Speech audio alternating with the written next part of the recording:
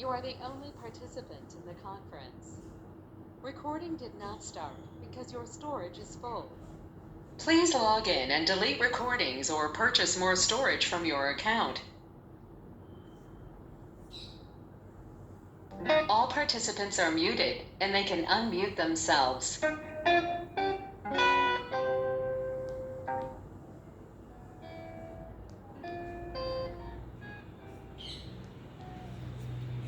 ओम नमोर्यंताणं नमो सिद्धाणं नमो आर्याणं नमो वज्रायाणं नमो लोहे सवसाहुणं मंगलं भगवान् वीरो मंगलं गौतमो गणी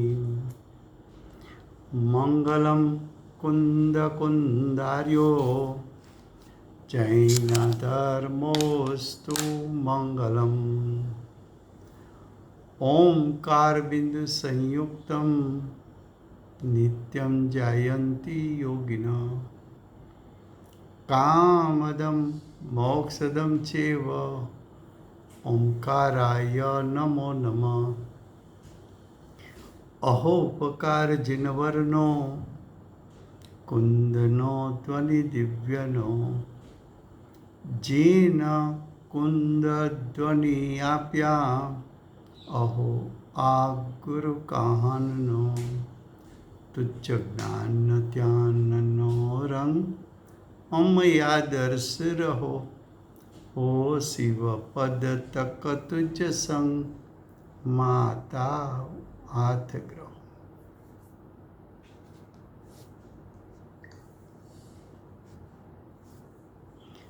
આ સમયસાર નામનું પરમ અધ્યાત્મ શાસ્ત્ર છે. ભગવત કુંદકુંદાચાર્ય દેવે માંગલિક કરી અને સમયસારને કહેવાની પ્રતિજ્ઞા કરી છે. સમયસાર શાસ્ત્રમાં બીજો અધિકાર કર્તા કર્મ અધિકાર ચાલે છે. કર્તા કર્મ અધિકારમાં ગાથા 144 ચાલે છે. ગાથા 144ની ટીકા પેજ નંબર 229, 229 पेज नंबर टीका 144। अब देखो टीका में क्या कहते हैं। जो वास्तव में समस्त नई पक्षों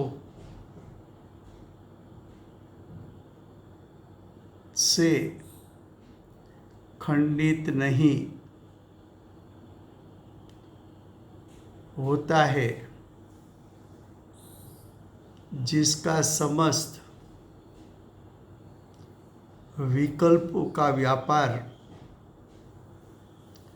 रुक गया है,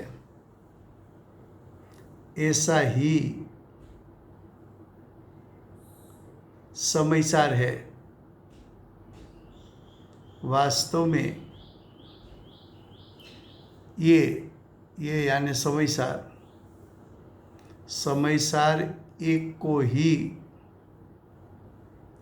केवल सम्यक दर्शन और सम्यक ज्ञान का नाम मिलता है। ब्रैकेट में कहा कि सम्यक दर्शन और सम्यक ज्ञान समयसार से यानी आत्मा के त्रिकाल शुद्ध स्वभाव से भिन्न नहीं, एक ही है।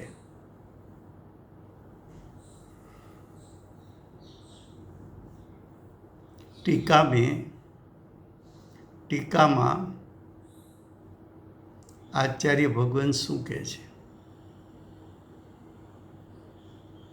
આચાર્ય ભગવાન એમ કહે છે કે અરીસાની સામે, મિરરની સામે તમે એક હાથી રાખ્યો તો મિરરમાં તો અખંડ હાથી જોવા મળે છે, પણ મિરર હાથમાંથી ફસકી ગયો, ટુકડા થઈ ગયા. એ ટુકડા ફરી પાછા ગોઠવ્યા. હવે અરીસામાં મિરરમાં હાથી તમને ખંડિત દેખાય છે.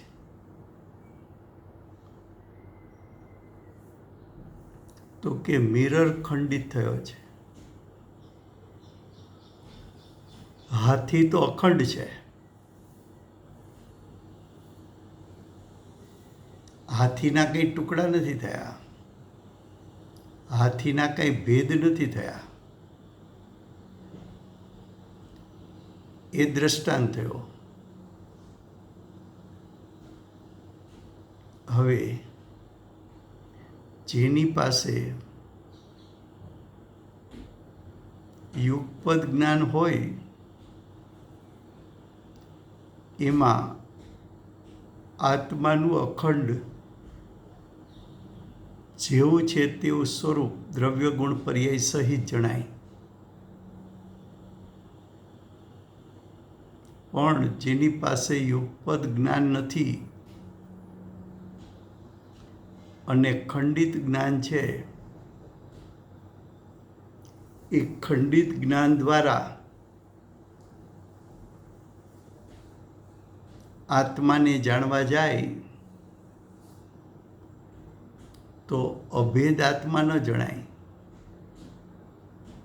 પણ આત્માના ભેદ ભંગ. તો કે તારી પાસે જ્ઞાન ખંડિત છે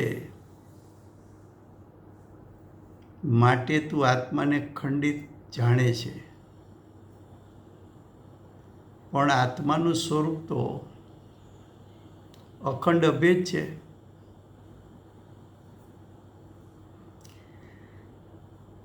એ આત્માનું સ્વરૂપ જે અખંડ અભેદ છે, અખંડ અભેદ છે,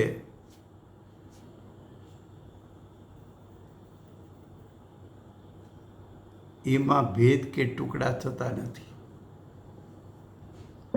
એટલે આચાર્ય ભગવાન શું કહેવા માગે છે? ફરીવાર કે સમ્યક જ્ઞાની હોય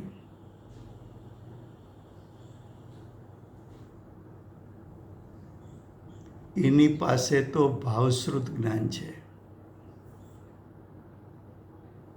અને ભાવશ્રુત જ્ઞાન તો યુગપદ જાણી શકે છે. તો જ્ઞાની આત્માના સ્વરૂપને દ્રવ્ય ગુણ પર્યાય સહિત અખંડ જાણે છે, પણ જીવ અજ્ઞાની હોય All participants are muted and they can unmute themselves.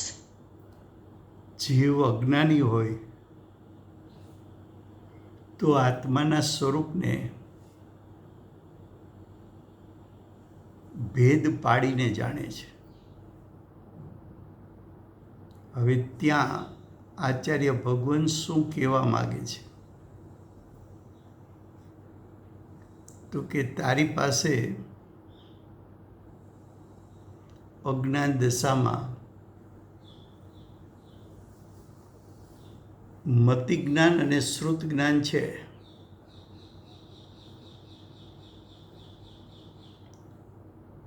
તારું મતિ જ્ઞાન અજ્ઞાન દશામાં 5 ઇન્દ્રિય અને મનનું અવલંબન લઈ આત્માના સ્વરૂપને સવિકલ દશામાં ભેદથી જાણે અને તારું શ્રુત જ્ઞાન પણ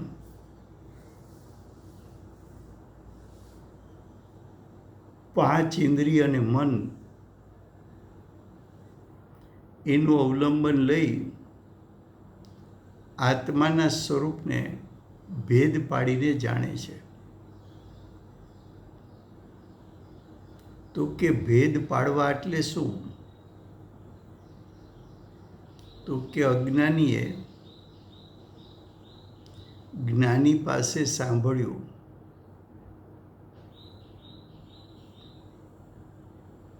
કે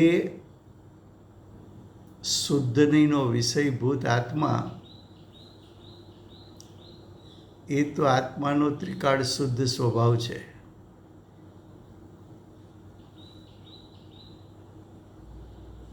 અને વ્યવહાર નહીંના વિષયભૂત આત્મા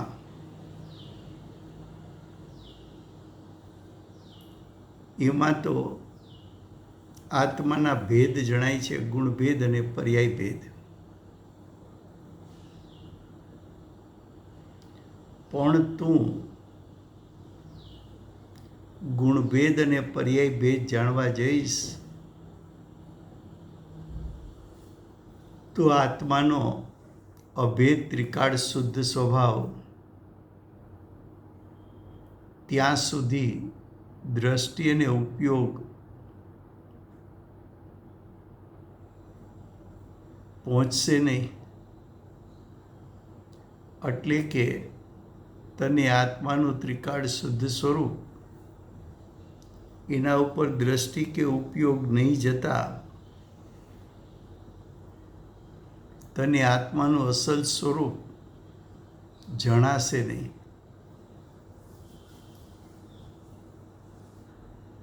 હવે તારે આત્માનું સ્વરૂપ જાણવું છે અને જ્ઞાયક સ્વભાવ સુધી પહોંચવું છે તો તે શું કર્યું? તો આચાર્ય ભગવંત બીજા પેરેગ્રાફમાં બતાવે છે કે પ્રથમ શ્રુત જ્ઞાનના અવલંબનથી શ્રુત જ્ઞાનનું અવલંબન એટલે શું? તો કે ભગવાનની દિવ્ય ધ્વનિને શ્રુત જ્ઞાન કહેવાય.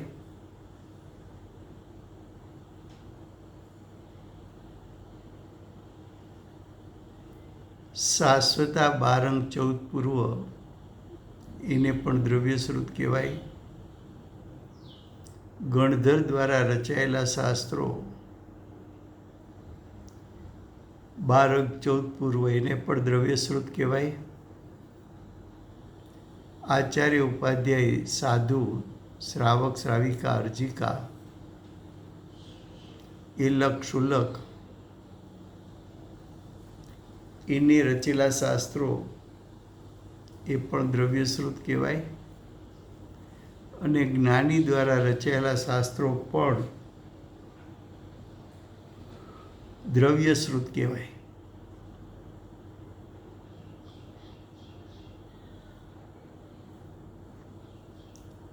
તો કે જ્ઞાની દ્વારા રચાયેલા શાસ્ત્રો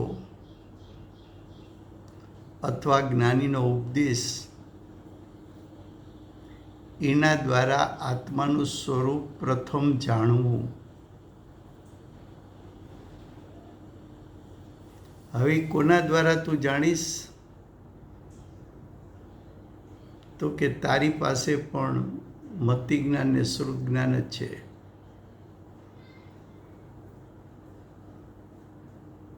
તો શ્રુત જ્ઞાનના અવલંબનથી જ્ઞાનીના ઉપદેશથી ભગવાનના ઉપદેશથી આગમના અભ્યાસથી જ્ઞાન સ્વભાવ આત્માનો છે એમ નિશ્ચય કરવો, એવો નિર્ણય કરવો. તો સૌ પ્રથમ શું કર્યું? તો કે જ્ઞાની દ્વારા અપાયેલો ઉપદેશ એ દ્રવ્ય સ્વરૂપ જ્ઞાનવાળા દ્વારા ગ્રહણ કરીને તે આત્માનું સ્વરૂપ જાણ્યું અને આત્માનું સ્વરૂપ આવું હોય એવો નિર્ણય પણ કર્યો. એ નિર્ણય કર્યા પછી તો કે પછી આત્માની પ્રગટ પ્રસિદ્ધિને માટે આત્માની પ્રગટ પ્રસિદ્ધિ એટલે આત્માને સાક્ષાત જાણવા માટે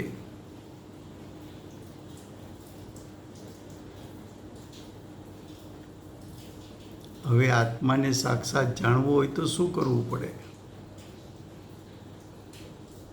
તો કે પર પદાર્થની પ્રસિદ્ધિના કારણો. પર પદાર્થની પ્રસિદ્ધિ એટલે પર પદાર્થનું જાણપણું, એના કારણો એટલે નિમિત્તો.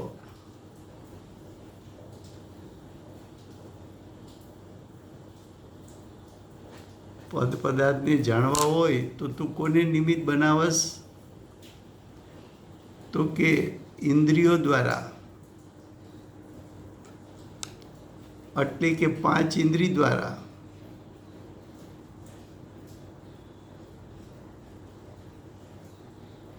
અને મન દ્વારા,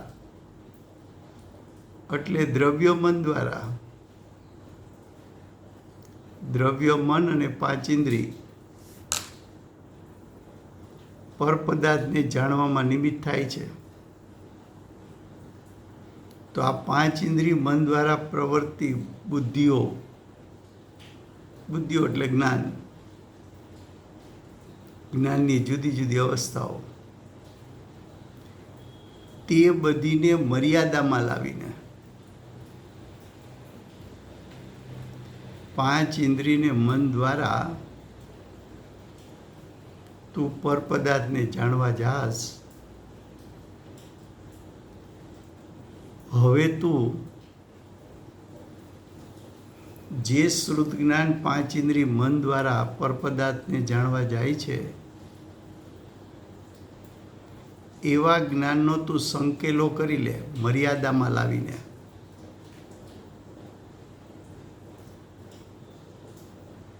શ્રુત જ્ઞાન 5 ઇન્દ્રિય મન દ્વારા પર પદાર્થને જાણે છે એવું જાણપણું સમેટી લે.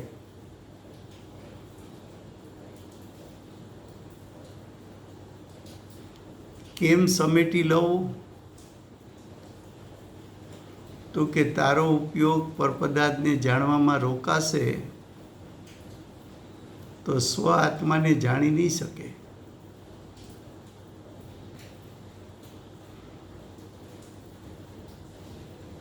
તો કે છે ને મર્યાદામાં લાવીને જેણે મતિજ્ઞાન તત્વને, મતિજ્ઞાન તત્વ એટલે મતિજ્ઞાનનું સ્વરૂપ, તો કે જે મતિજ્ઞાનના સ્વરૂપને આત્મસન્મુખ કર્યું છે. મતિજ્ઞાન પણ કેવું છે? તો કે એ 5 ઇન્દ્રિય મન દ્વારા જ જાણે છે. એ મતિજ્ઞાનનું શું કર્યું? તો કે એ મતિજ્ઞાનને સંકેલી લીધું. સંકેલીને શું કર્યું? તો કે મતિજ્ઞાન 5 ઇન્દ્રિય મન દ્વારા પરદ્રવ્યને વિષય બનાવતું હતું. હવે એ મતિજ્ઞાન 5 ઇન્દ્રિય મનનું અવલંબન છોડી આત્મસન્મુખ થયું. તો કે છે આત્મસન્મુખ કર્યું છે. એવો તથા નાના પ્રકારના નય પક્ષોના આલંબનથી, નાના પ્રકારનો અર્થ છે અનેક પ્રકારના, નય પક્ષોના આલંબનથી થતા અનેક વિકલ્પો,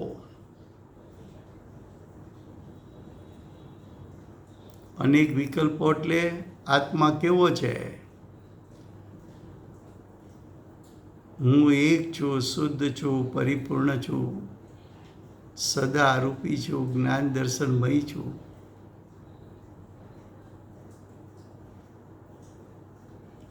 હું ત્રણેય કાળ પરિપૂર્ણ શુદ્ધ રહેનારો છું.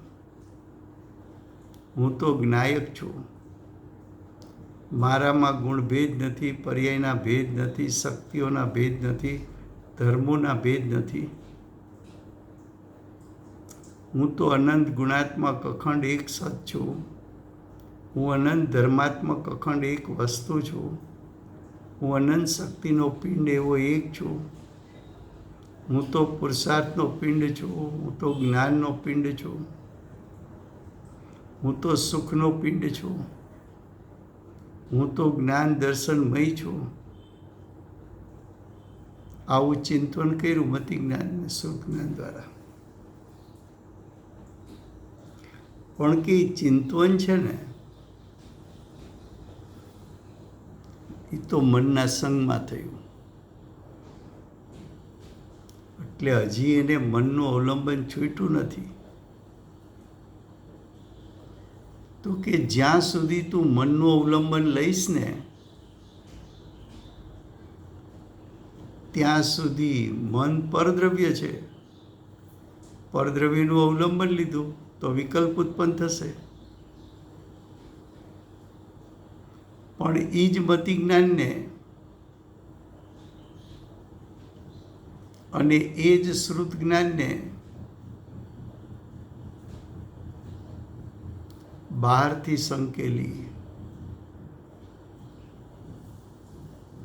મતિ જ્ઞાનપૂર્વક શ્રુત જ્ઞાન આત્મ સ્વભાવને મુખ્ય બનાવે. મુખ્ય બનાવે એટલે શું? તો કે ચિંતન નથી કરવું, વિકલ્પો નથી કરવા. પણ હવે વિકલ્પો છૂટે કેમ? વિકલ્પો છૂટે તો મતિ જ્ઞાન શ્રુત જ્ઞાન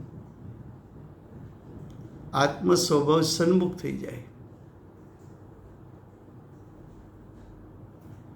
અને આત્મ સન્મુખ થઈ જાય ત્યારે કોઈ નઈ પક્ષ તો રહેતો નથી. નયોને ઓળંગી ગયો, ભેદોને ઓળંગી ગયો, અભેદને ગ્રહી લીધો.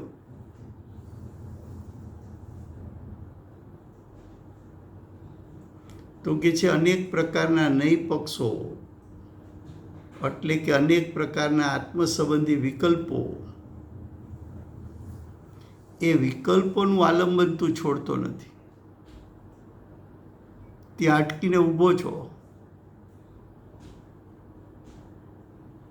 વિકલ્પ વિકલ્પ વિકલ્પ એ તો રાગ છે, એ તો અશુદ્ધતા છે, એ તો પર્યાય છે. પર્યાયમાં ક્યાં ઊભું રહેવાનું છે? પર્યાય ઉપર ક્યાં દ્રષ્ટિ રાખવાની છે? પર્યાય ઉપર ક્યાં જ્ઞાન ઉપયોગ મૂકવાનો છે? પર્યાય ઉપર દ્રષ્ટિ કરીશ, ગુણભેદ ઉપર દ્રષ્ટિ કરીશ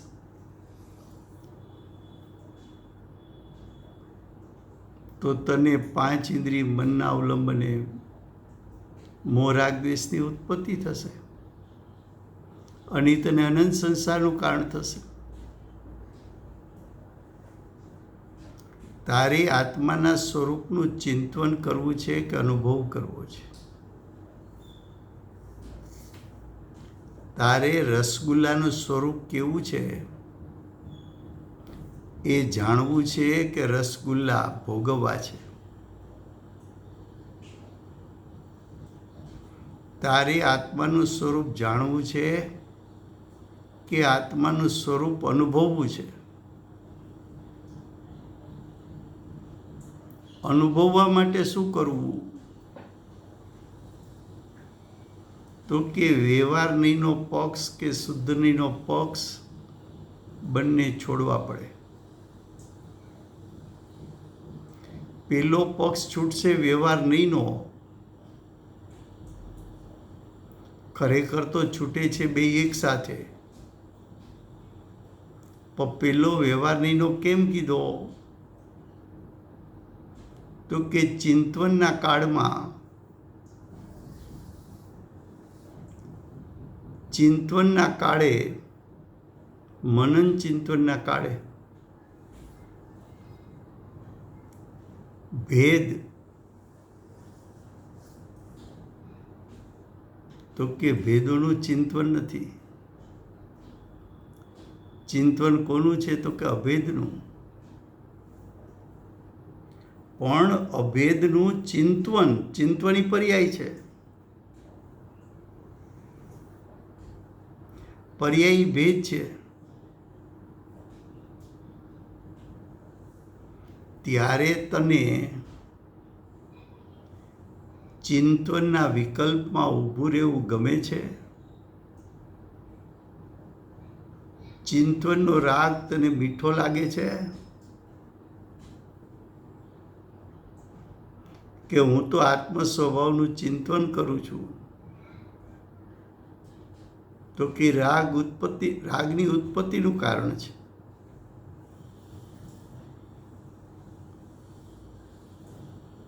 તો શું કરવું? તો કે છે કે મતિ જ્ઞાન અને શ્રુત જ્ઞાન એને ઉત્પન્ન કરેલા વિકલ્પો એને સંકેલી લે.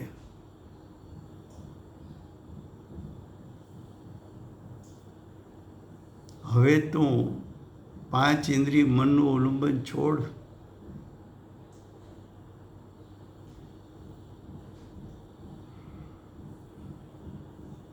શું કહે છે? નાના પ્રકારના નય પક્ષોના આલંબનથી થતા અનેક વિકલ્પો વડે આકુળતા ઉત્પન્ન કરનારી શ્રુત જ્ઞાનની બુદ્ધિઓને, એટલે 5 ઇન્દ્રિય મનના સંગે ઉત્પન્ન થતું જ્ઞાન, એને બુદ્ધિ કહેવી છે. તો કે આવી શ્રુત જ્ઞાનની બુદ્ધિઓને પણ મર્યાદામાં લાવીને હવે શુદ્ધનીના વિષયભૂત આત્માનું ચિંતવન છોડ. ચિંતવન છે ત્યાં સુધી નિર્વિકલ્પ દશા નહીં થાય. ચિંતવન પોતે રાગ છે, ચિંતવન પોતે વિકલ્પ છે. રાગ તો આંધળો છે, જાણતું નથી. ઉત્પન્ન થયેલો રાગ આત્મ સ્વભાવને જાણતો નથી.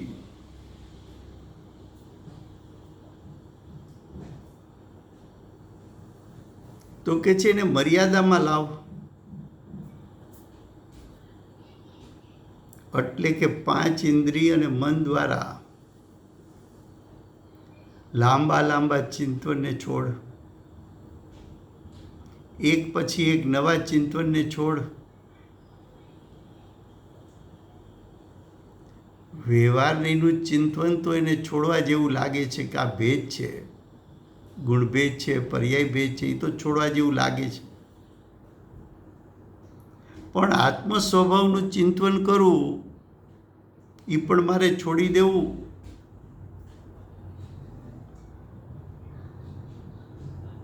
તો કે નદીના કાંઠે ઊભો રહે, પછી બોલ્યા કર કે મારે ડૂબકી મારવી છે, ડૂબકી મારવી છે, મારે ડૂબકી મારવી છે, પાણીમાં તરવું છે, પાણીમાં તરવું છે.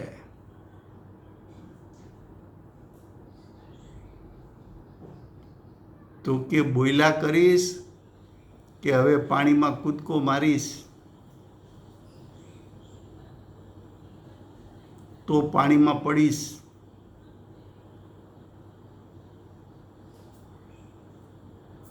અહીં કે છે મારે સમ્યક દર્શન, સમ્યક જ્ઞાન પ્રગટ કરવું છે, પ્રગટ કરવું છે, પ્રગટ કરવું છે. પ્રગટ કોના આશ્રય થાય? તો કે પ્રગટ આત્મ સ્વભાવના લક્ષ્ય થાય. તો આત્મ સ્વભાવના લક્ષ્ય થાય તો આત્મ સ્વભાવનો મહિમા કરવા માટે ચિંતન આત્મ સ્વભાવનું કર્યું, એમાં શું ખોટું કર્યું? તો કે આત્મ સ્વભાવનું ચિંતન કેટલો કાળ કર્યા કરીશ? કે આત્મા શુદ્ધ છે, બુદ્ધ છે, આત્મા તો અનેકાંત સ્વરૂપ છે, આત્માનો સ્વભાવ તો જ્ઞાયક છે, આત્મા તો જ્ઞાન દર્શનમય છે, આત્મા તો જ્ઞાનનો પિંડ છે, આત્મા તો સુખનો પિંડ છે, આત્મા તો પુરુષાર્થનો પિંડ છે, આત્મા તો સ્વભાવથી સુખમય છે, આત્મા તો એક છે, અરૂપી છે, સદા જ્ઞાન દર્શનમય છે. તો કેવું ચિંતન કર્યા કરીશ કે દ્રષ્ટિ ઉપયોગને બહારથી સંકેલીને આત્મ સ્વભાવની સન્મુખ કરીશ. તો કે આત્મ સ્વભાવની સન્મુખ કર તો બધા વિકલ્પો એટલે બધા નહીં પક્ષો છૂટી જશે. એ નહીં પક્ષો છૂટી ગયા એટલે કે પક્ષથી અતિક્રાંત થઈ ગયો.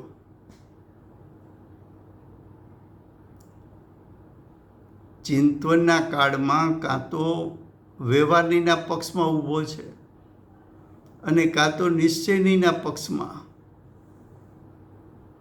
પણ ચિંતનનો વિકલ્પ એ વિકલ્પ રાગ છે અને એ રાગ જ્ઞાયક સ્વભાવને તિરોભૂત કરી દે છે. એવી એને અંદરમાં ખટક નથી.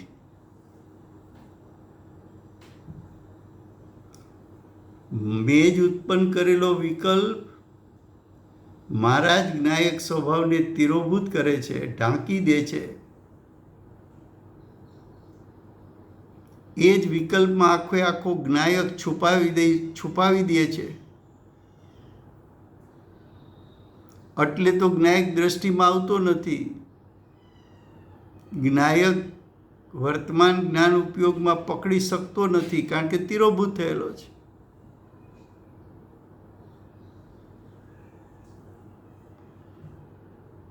હવે 5 ઇન્દ્રિય મનના સંગે ઉત્પન્ન થયેલો આત્મ સ્વભાવ કેવો છે એનો વિકલ્પ, એ વિકલ્પ છૂટશે તો આત્માની અનુભૂતિ થશે. 12 કલાક બોલ્યા કરે કે શ્રીખંડ કેવી રીતે બનાવ્યો અને કેવો બનાવ્યો, વર્ણન એવું કરે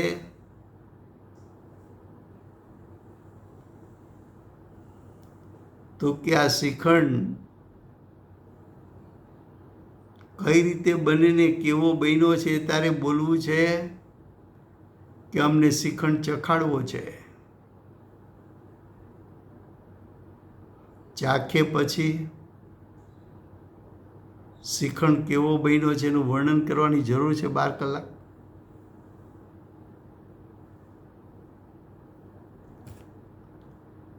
સામે પડ્યો છે, ખાઈ લે. તારો જ્ઞાયક વર્તમાનમાં વિદ્યમાન છે. પર્યાયમાં છુપાયેલો પણ પડ્યો છે, ત્યાં જ વિદ્યમાન છે. એ વર્તમાન વિકલ્પનો રાગ છે ને ગૌણ કર. રાગની મહિમા છોડ, વિકલ્પ છોડ. એ વિકલ્પ છૂટતા, રાગ છૂટતા, વિકલ્પને રાગ ક્યારે છૂટશે કે રાગ ઉપરથી દ્રષ્ટિ અને ઉપયોગ હટીને જ્ઞાયક સ્વભાવ સન્મુખ થા, ત્યારે અમે તને કહેશું કે તું પક્ષથી અતિક્રાંત થયો છે.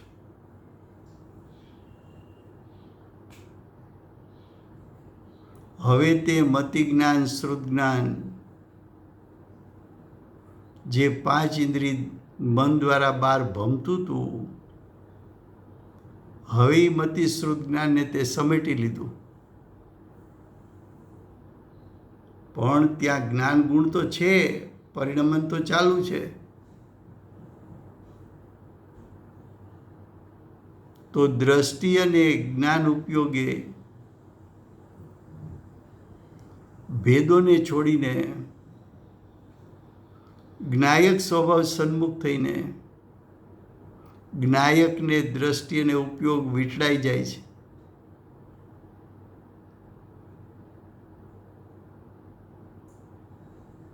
તો કે છે શ્રુત જ્ઞાન તત્વને પણ આત્મસન્મુખ કરતો. શું શબ્દો છે? પેલા શ્રુત જ્ઞાનની બુદ્ધિઓને મર્યાદામાં લાવ્યો, એટલે 5 ઇન્દ્રિયના એના વિષયો ત્યાંથી ઉપયોગ ખસેડી લીધો, સમેટી લીધો. તો હવે એને એક્ઝામ્પલ આપીને સમજાવો ને, 5 ઇન્દ્રિયોને મનથી ઉપયોગ. હા, એક દ્રષ્ટાંત આપ્યો તો, ક્યારે આપ્યો તો યાદ નથી, ફરી વાર. દીકરો 10 વર્ષથી વિદેશમાં હોય અને માત્ર સવારે આવીને સાંજે ચાલ્યો જવાનો હોય, 12 કલાક જ રોકાવાનો હોય, અને માને 4 ડિગ્રી તાવ આવ્યો હોય,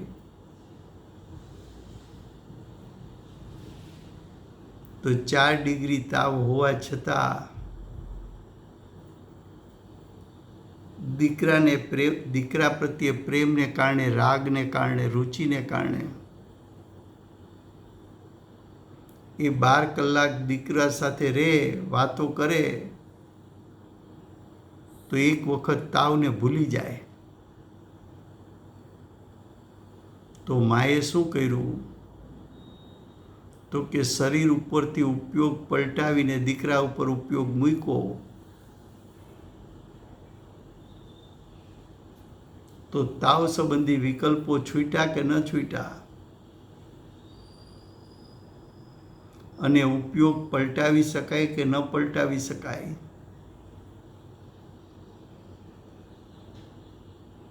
એમ કે છે કે કર્મના ઉદયો, આ શરીર, બહારના સંયોગો, ત્યાંથી તું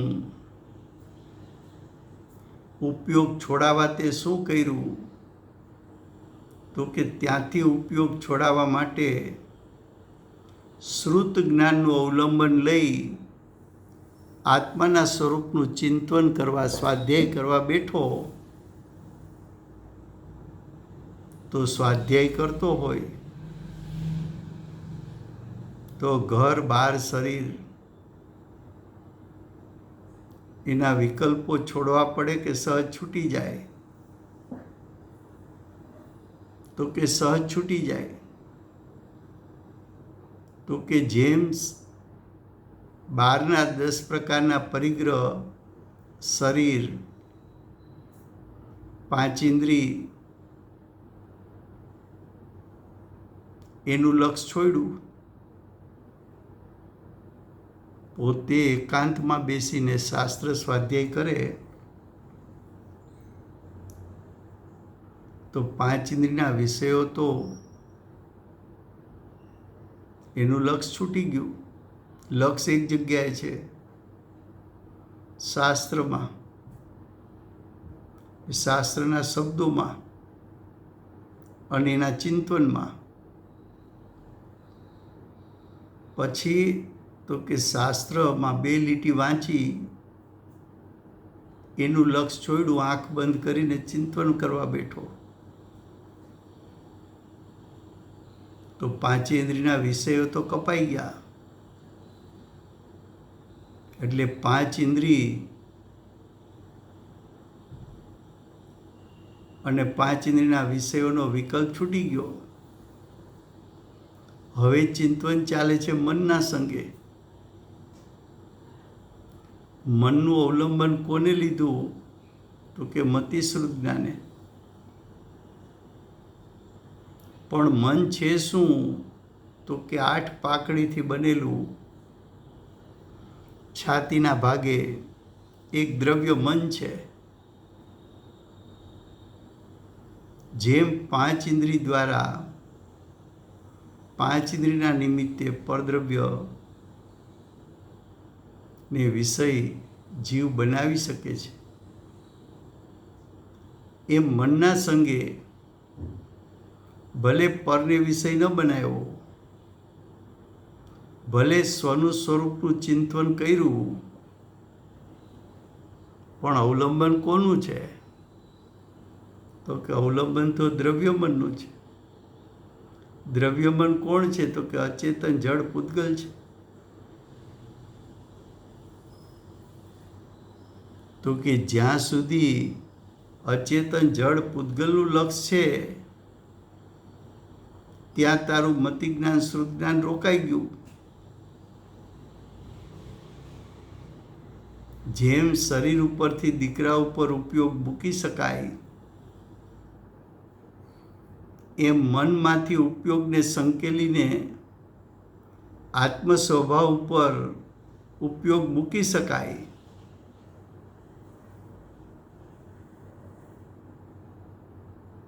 પણ એ ચિંતવનથી સંતુષ્ટ થઈ ગયો. ઓહો, આજ તો 2 કલાક ચિંતવન ચાલ્યું આત્માનું. પણ ચિંતવન ચાલ્યું એ ચિંતવન છે શુભ રાગ મંદ કસાય. એ ચિંતવન છે એ મિથ્યાત્વને ગાળે છે, પણ મિથ્યાત્વનો નાશ ન કરી શકે. ચિંતવન મનના સંગમાં એ મિથ્યાત્વનો નાશ કરવો હોય તો દ્રષ્ટિને ઉપયોગ મનમાંથી ખસેડી જ્ઞાયક સ્વભાવ સન્મુખ કરવો પડે. તો શું કીધું?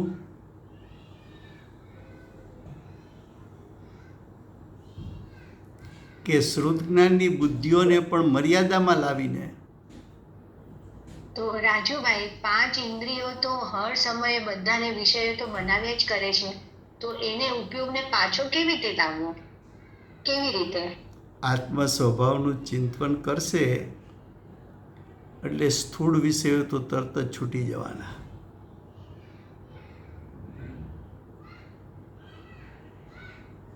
પછી તો કે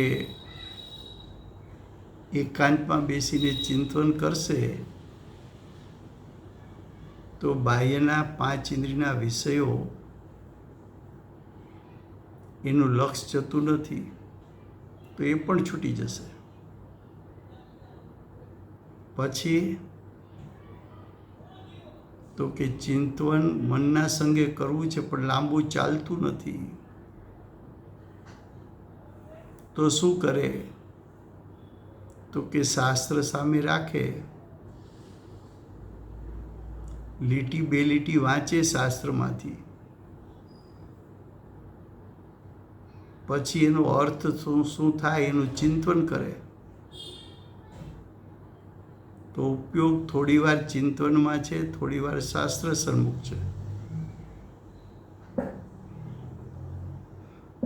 પણ થોડો પણ શાસ્ત્રનો સંગ તો છૂટ્યો, તો શાસ્ત્રનો સંગ છૂટી શકે છે. પછી ચિંતનનું સ્ટેજ એક એવું આવ્યું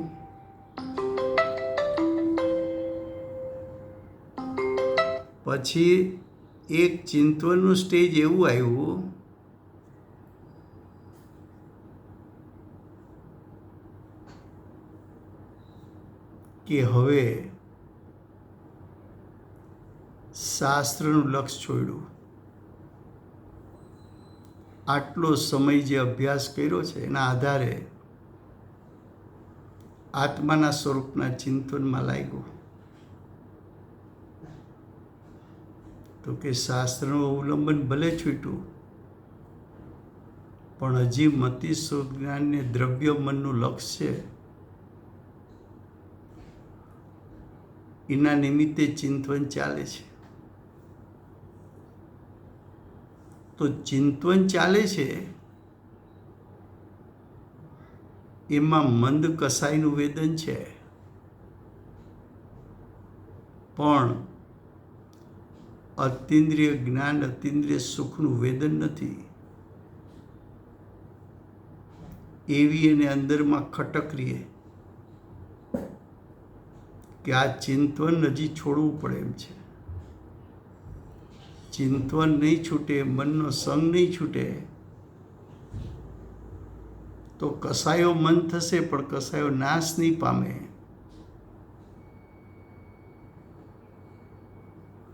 તો આત્મ સ્વભાવનું ચિંતન કરતા કરતા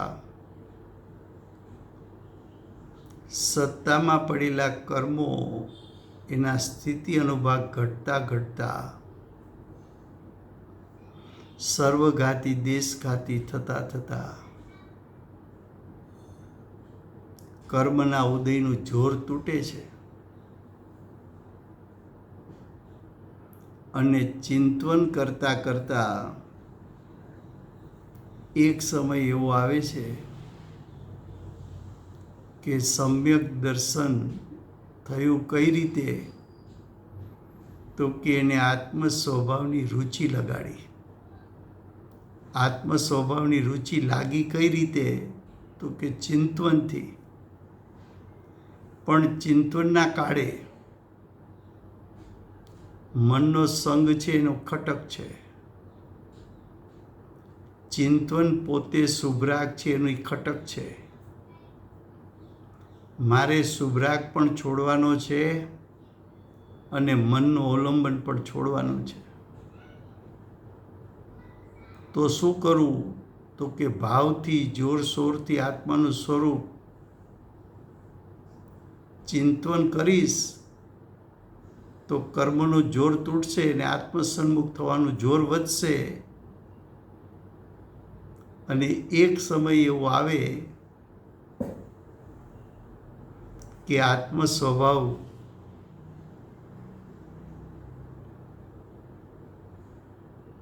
એનું ચિંતન છૂટી જાય પણ દ્રષ્ટિને ઉપયોગ આત્મસન્મુખ થઈ જાય. એ આત્મસન્મુખ શું કામ થયું?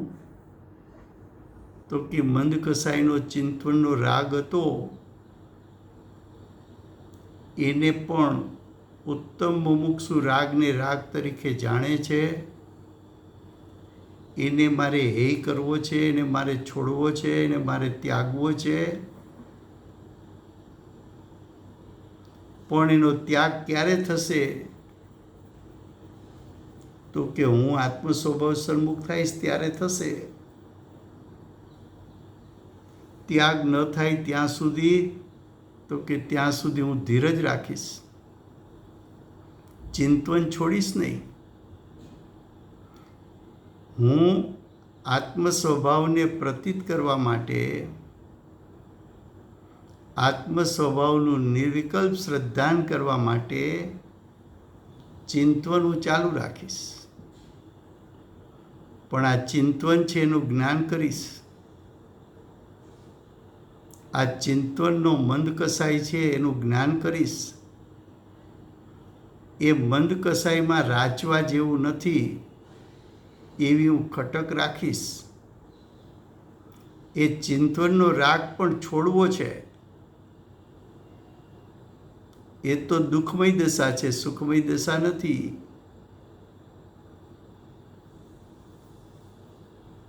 બેનશ્રીએ કહ્યું કે અમરેલીના ઉપાશ્રય પુરુષોત્તમભાઈ વાંચે છે, અમે સાંભળવા જઈએ છીએ, પણ એ તો ક્ષણિક આનંદ છે.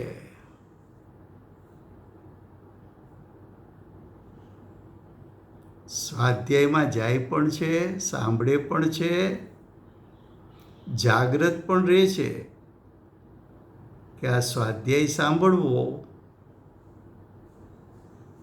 એ તો શુભરાગ છે, એ પણ છોડવા જેવો છે. આપણે અત્યારે સ્વાધ્યાય કરીએ તો આપણને એમ રહે છે કે આ સ્વાધ્યાય છે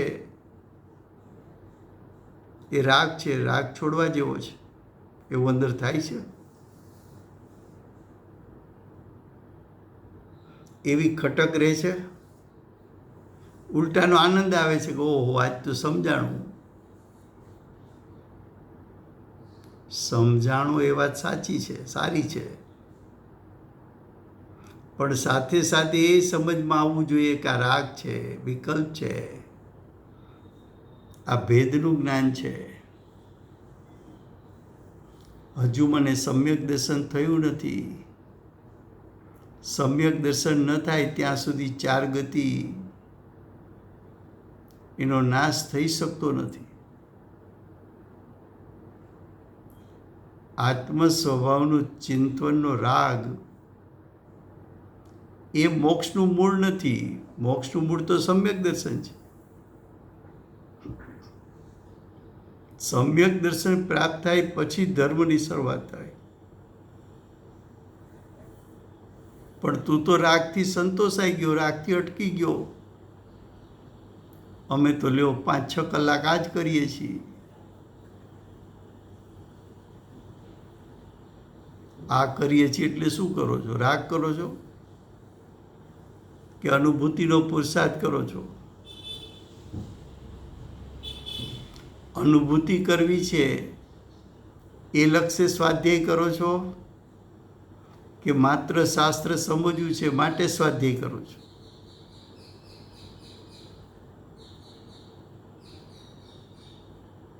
શું કીધું કે શ્રુત જ્ઞાનની બુદ્ધિઓને પણ મર્યાદામાં લાવીને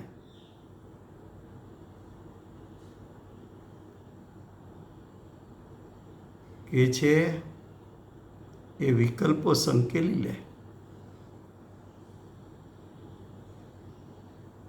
સંકેલીને તો કે શ્રુત જ્ઞાન ના સ્વરૂપને પણ આત્મસન્મુખ કરતો. શ્રુત જ્ઞાન ક્યાં વાળી દીધું? તો કે આત્મ સ્વભાવમાં. જો શ્રુત જ્ઞાન આત્મ સ્વભાવમાં વળી ગયું, મનનો સંગ છોડી દીધો, તો વિકલ્પ તો મનના સંગે ઉત્પન્ન થાય છે. હવે વિકલ્પ ઉત્પન્ન નહીં થાય, નિર્વિકલ્પ થઈ ગયો. નિર્વિકલ્પ તો ક્યાં ત્યારે કહેવાય કે આત્મ સ્વભાવ પ્રતીતમાં આવે, એની પ્રતીતિ થઈ જાય કે આત્મ સ્વભાવ કેવો છે, અને આત્મ સ્વભાવ કેવો છે એનું જ્ઞાન થઈ જાય. એ દશા તો નિર્વિકલ્પ છે. તો કે અત્યંત વિકલ્પ રહિત થઈને તત્કાળ તે જ સમયે, એક સમયનો આંતરો નથી, મનનો સંગ છૂટવો અને આત્મ સ્વભાવ સન્મુખ થવું. એ તો મનનો સંગ છૂટ્યો એમ એટલા માટે કહેવાય કે પૂર્વે સંગ હતો, વર્તમાન પર્યાયે તો સીધું આત્મ સન્મુખતા કરી છે. એની આગલી પર્યાયમાં મનનો સંગ હતો એટલે એમ કીધું કે મનનો સંગ છૂટતા, એટલે કે અત્યંત વિકલ્પ રહિત થતા, તત્કાળ તે જ સમયે નિજ રસથી પ્રગટ થતા. નિજ રસ એટલે નિજ સ્વભાવથી પ્રગટ થતા, આદિ મધ્ય અંત રહિત. આ જે નિજ રસ પ્રગટ થયો, જે સ્વભાવ રૂપનું પરિણામ ઉત્પન્ન થયું, એ તો આત્માના સર્વ પ્રદેશથી ઉત્પન્ન થયું છે. થોડા ભાગમાંથી ઉત્પન્ન થયું, થોડા ભાગમાંથી ઉત્પન્ન નથી થયું એમ નથી. થોડા ભાગમાં પહેલાં ઉત્પન્ન થયું ને બાકીનું પછી ઉત્પન્ન થયું એમ પણ નથી. કારણ કે પર્યાય તો આત્માના સર્વ પ્રદેશેથી પ્રગટ થાય છે. તો કે આદિ મધ્ય અંત રહિત, અનાકૂળ, કે તે આકુળતા રહિત કેવળ એક માત્ર એકલો જ્ઞાયક સ્વભાવ. એ જ્ઞાયક સ્વભાવ કેવો લાગ્યો? તો કે આખા વિશ્વના ઉપર જાણે કે તરતો હોય, એટલે કે વિશ્વના સર્વ પદાર્થથી ભિન્ન સપ્તમ દ્રવ્ય, સાતમું દ્રવ્ય જાણે આખા વિશ્વના ઉપર જાણે કે તરતો હોય તેમ અખંડ પ્રતિભાસમય, અખંડ કહેતા યુગપદ, પ્રતિભાસમય એટલે કે યુગપદ જ્ઞાન દ્વારા જણાઈ રહ્યું છે. અનંત વિજ્ઞાન ઘન પરમાત્મા રૂપ સમયસારને જ્યારે આત્મા અનુભવે છે એટલે જાણે છે, જાણે છે એટલે નિર્વિકલ્પ જ્ઞાન દ્વારા આત્મ સ્વભાવ જાણવો એટલે ભાવશ્રુત જ્ઞાનનું પ્રગટ થવું. તે સમયે જ આત્મા સમ્યકપણે દેખાય છે. અર્થાત જેવો છે તેવો આત્મા શ્રદ્ધા અને જ્ઞાનમાં આવે છે. તેથી સમય સાર જ સમ્યક દર્શન અને સમ્યક જ્ઞાન છે. આત્માનો ત્રિકાળ શુદ્ધ સ્વભાવ એને જ સમ્યક દર્શન સમ્યક જ્ઞાન કેમ કહ્યું? તો કે આત્માનો ત્રિકાળ શુદ્ધ સ્વભાવ એની સાથે અભેદપણે સમ્યક દર્શન સમ્યક જ્ઞાન પ્રગટ થયું છે. સમ્યક દર્શન સમ્યક જ્ઞાનની પર્યાય આત્માના ત્રિકાળ શુદ્ધ સ્વભાવથી ભિન્ન પ્રગટ નથી થઈ. એનાથી કોઈ ભિન્ન નથી, ક્ષેત્રથી ભિન્ન નથી. એ તો શ્રદ્ધા ગુણની પર્યાય ઉત્પન્ન થઈ, એણે આત્મ સ્વભાવની રુચિ કરી, એટલે કે દ્રષ્ટિએ આત્મ સ્વભાવ ઉપર ત્રાટક કર્યું. તે જ સમયે જ્ઞાન ઉપયોગ પણ પલટીને આત્મ સ્વભાવ સન્મુખ થઈ ગયો. ત્યારે મનનો સંગ મતિ જ્ઞાન શ્રુત જ્ઞાન બેયને છૂટી ગયો. તે સમયે સમ્યક દર્શન સમ્યક જ્ઞાન પ્રગટ થયું. એ સમ્યક દર્શન સમ્યક જ્ઞાન આત્મા સાથે અભેદ હોવાથી એ સમય સાર જ છે.